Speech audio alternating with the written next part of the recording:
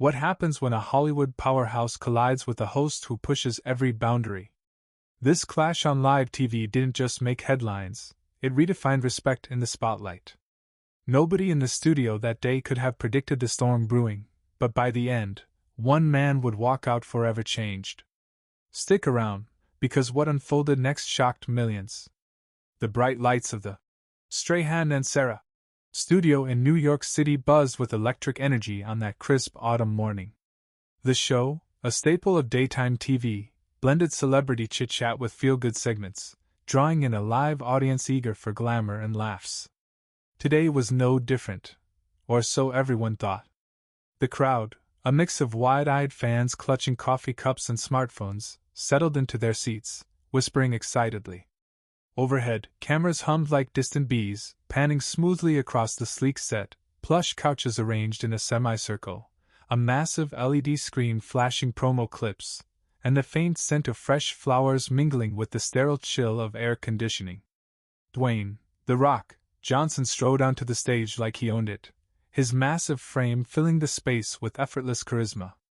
At 53, he was still the epitome of Hollywood muscle, broad shoulders straining against a tailored black shirt, a megawatt smile that could light up the room, and that signature raised eyebrow ready to disarm any crowd. He was there to promote his latest blockbuster, Black Adam: Legacy, a high-octane superhero flick that promised to shatter box office records. The audience erupted in cheers as he waved, high-fiving a few front-row fans before settling onto the guest couch. Michael Strahan, the host and former NFL star-turned-TV personality, grinned broadly from his seat, his own athletic build a match for Johnson's. Co-host Sarah Haynes sat nearby, her bubbly energy a perfect foil, ready to keep things light. "Welcome, Dwayne! Man, it's always a thrill having you here," Strahan boomed, his voice deep and commanding, echoing through the studio speakers. The applause swelled again, and Johnson leaned back, crossing his legs casually. "Thanks, Michael." "Sarah. Great to be back. This audience is on fire today." He pumped his fist, drawing more cheers. The vibe was friendly, almost familial, two titans of their fields swapping stories about workouts and family life. Sarah jumped in with a laugh, asking about Johnson's infamous cheat day meals, and the conversation flowed like warm syrup. But beneath the surface, something simmered. Strahan, known for his sharp wit and no-holds-barred interviews, had a reputation for digging deep. He'd grilled politicians, athletes, and stars alike, often turning light-hearted chats into viral moments. Today, with ratings dipping amid a crowded daytime lineup, he needed a spark. Johnson, ever the professional, sensed nothing amiss at first. He dove into promo mode, describing Black Adam as a game-changer for the DC universe, raw power, heart, and a message about legacy that hits home. The audience nodded along, captivated. A young woman in the third row filmed discreetly on her phone, her eyes wide. Producers in the control room monitored the feeds, thumbs up flashing on screens. But then, Strahan leaned forward, his smile sharpening just a touch. "Dwayne, you've built this empire, movies, wrestling, tequila brands. You're everywhere. But let's get real for a second. With all that's going on in the world, politics, social issues, some folks say you're playing it too safe. You're the people's champ, but where's the real fight? Are you just flexing for the cameras, or do you stand for something deeper?" Johnson paused, his smile holding steady, but a flicker crossed his eyes, like a crack in granite. The studio fell into a hush, the kind where you could hear the faint click of a camera shutter. Sarah shifted uncomfortably in her seat, glancing between them. "Whoa, Michael, going deep early," she quipped, trying to lighten the mood with a nervous laugh. The audience murmured, a few nods of agreement mixing with puzzled looks. Johnson chuckled softly, buying a beat. "Michael, I appreciate the question. Look, I've always been about uplifting people, through entertainment, through my foundation work with kids. Politics? That's a whole other arena. I focus on what I can control, making folks smile, inspiring them to hustle." Strahan wasn't backing down. He tilted his head, his expression turning probing. "Come on, Rock. You've got this massive platform. Billions watch you. But critics say you're dodging the tough stuff, like endorsing candidates or speaking out on hot-button issues. Is it fear of losing fans, or just prioritizing the paycheck? I mean, you're worth what, $500 million? Easy to stay neutral when you're on top. The words hung in the air like a challenge flag on the field. Johnson's jaw tightened ever so slightly, his massive hands clasping together in his lap. The audience gasped softly, some leaning forward, others exchanging wide-eyed glances. A producer offstage waved frantically, mouthing, "Cut to commercial?" But the director shook his head. Live TV waited for no one. Sarah interjected again, her voice higher-pitched. "Dwayne does so much charity work, Michael. Let's not forget that." But Strahan waved it off gently, eyes locked on Johnson. "I'm just asking what everyone's thinking, Sarah." "Dwayne?" Johnson's response came measured, his voice steady but laced with an edge. "Michael, respect to you for your career, Super Bowl champ, Hall of Famer. But let's flip it. Why assume neutrality means cowardice? I've marched for causes, donated millions to veterans' mental health. My fight is in empowering people every day, not grandstanding. If that's not enough for some, that's on them." The tension thickened, the studio lights feeling hotter. A bead of sweat traced down Strahan's temple, but he pressed on with a smirk. "Empowering, sure. But is it real, or just branded motivation? Rumors say your team scripts every inspirational post. And that political tease last year, running for president? Was that serious, or another movie pitch?" Gasps rippled through the crowd now, phones whipping out openly. One audience member whispered loudly, "Did he just call him fake?" Johnson's eyes narrowed, his posture shifting from relaxed to coiled, like a wrestler sensing the bell. Sarah's face paled, her attempts to steer back to the movie falling flat. The control room erupted in low chaos, producers barking into headsets. But Johnson held his ground, his voice dropping an octave. "Scripts? Brother, everything I do comes from the heart. That presidential talk was fun speculation, fans asked, I answered. But accusing me of faking it? That's crossing a line." Strahan leaned back, arms crossed, the smirk fading into something more defiant. "Just keeping it real, Dwayne. Viewers want authenticity. If you're The Rock, prove it, right here, right now." The studio held its breath, the hum of cameras the only sound. Johnson's fist clenched subtly on the couch arm, his famous eyebrow arching in warning. Sarah stammered, "Let's take a quick break?" But before the commercial cue could hit, Johnson spoke again, his tone turning steel. "Authenticity? All right, let's talk about yours." What Dwayne said next left the entire room stunned, and it was only the beginning. Would Strahan back down, or escalate into full-blown chaos? Don't go anywhere, the real fireworks are about to explode. The Strahan and Sarah studio was a pressure cooker, the air thick with anticipation.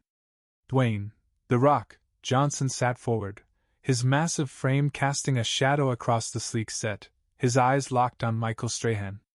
The audience, a sea of wide-eyed faces, clung to every word, their phones glowing like fireflies as they recorded the unfolding drama. The hum of cameras mixed with the faint clatter of a dropped pen backstage, where producers exchanged panicked glances. Sarah Haynes gripped her notecards, her knuckles white, as she shot a desperate look at the control booth. But live TV was a runaway train, no brakes, no mercy. And Johnson was about to derail it.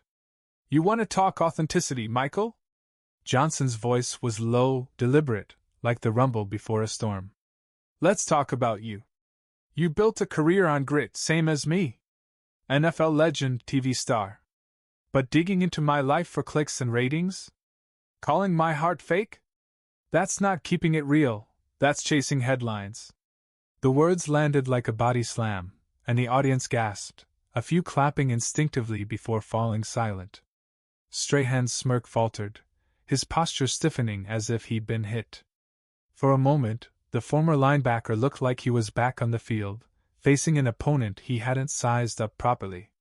Strahan recovered quickly, leaning forward with a glint in his eye. "Dwayne, I'm just asking what the fans want to know. You're a global icon, but some say you're coasting. Big movies, big money, no risk. People are hurting out there. Division, protests, real issues. Why not use your voice to take a stand? Or is The Rock too big to get his hands dirty? The jab was sharp, slicing into Johnson's carefully curated image. A woman in the audience whispered loudly, "That's too much," while another nodded, filming intently. The LED screen behind them flickered with a frozen clip of Black Adam, now a forgotten prop in this verbal cage match. Johnson's jaw clenched, a muscle twitching under his skin. He leaned closer, his voice steady but laced with fire. "Dirty hands? Michael, I've been in the trenches, wrestling rings, food banks, hospitals for kids. I don't need to scream my politics to prove I care. My stand is in my actions, lifting people up, not tearing them down. You want to call that coasting? Look at my calluses." He held up one massive hand, the scars of years in wrestling and stunt work visible even under the studio lights. The crowd murmured, some cheering softly, others frozen, unsure who to root for. Sarah jumped in, her voice strained with forced cheer. "Okay, let's pivot. Dwayne, tell us about the stunts in Black Adam. Any close calls?" Her attempt to defuse the tension was like tossing a paper towel on a grease fire. Strahan waved her off, eyes still on Johnson. "Hold up, Sarah. Dwayne's preaching about actions, but I'm not seeing it. You dodge the tough questions, BLM, elections, cancel culture. Fans see right through that.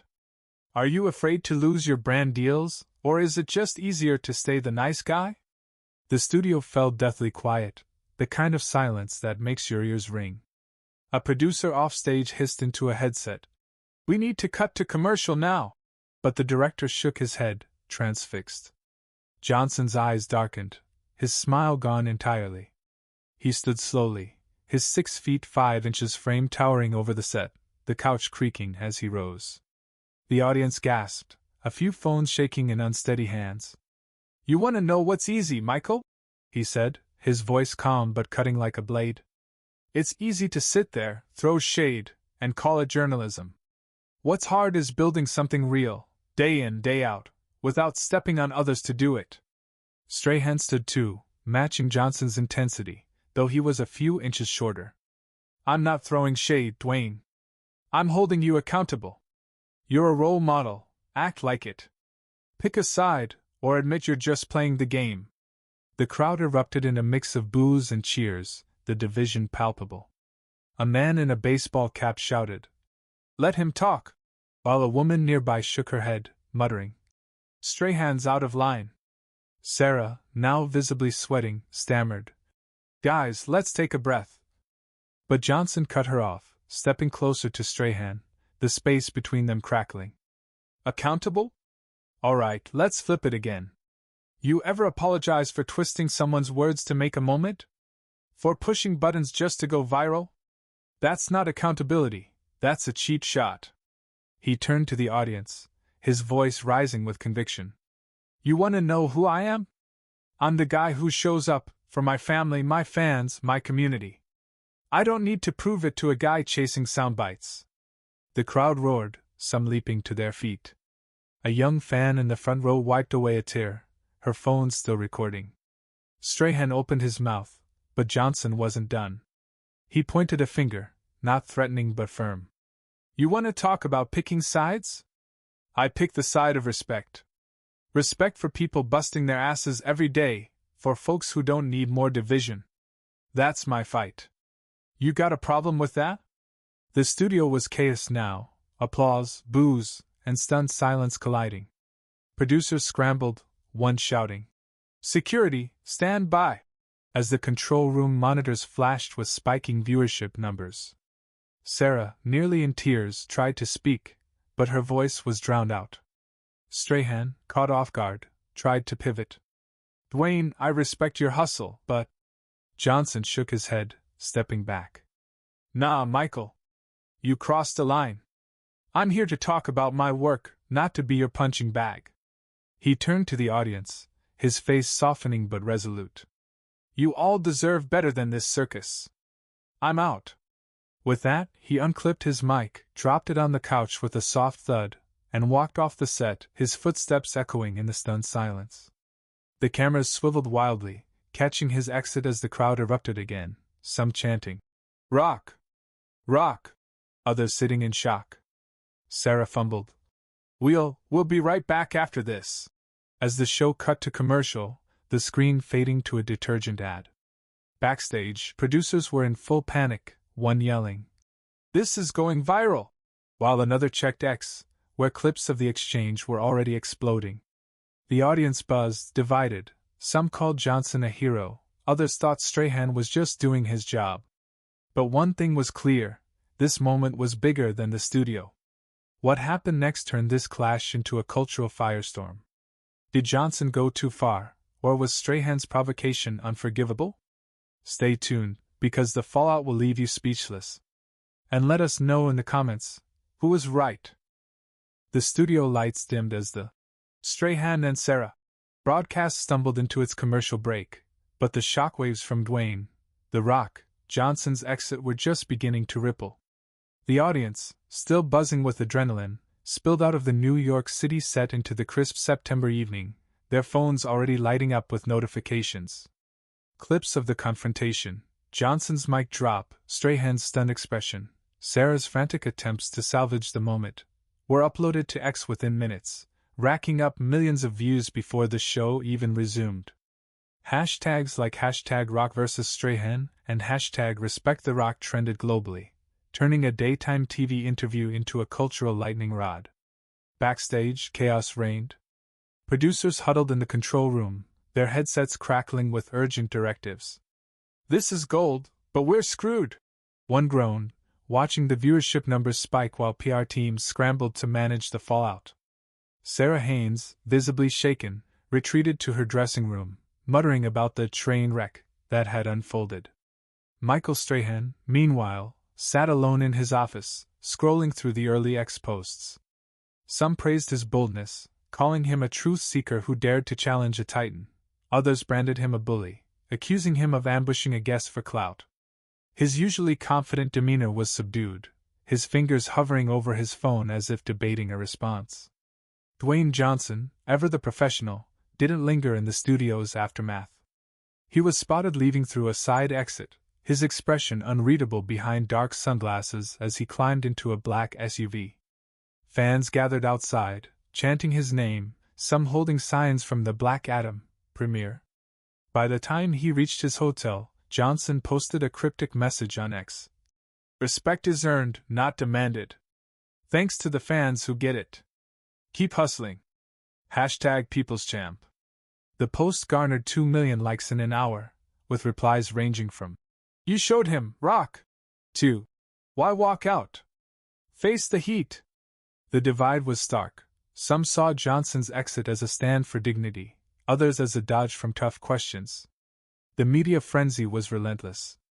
By morning, every major outlet had a take.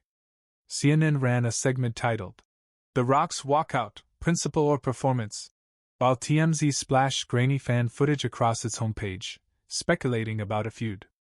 Entertainment Tonight interviewed a body language expert who noted Johnson's clenched fists and Strahan's defensive posture, calling it a masterclass in controlled rage.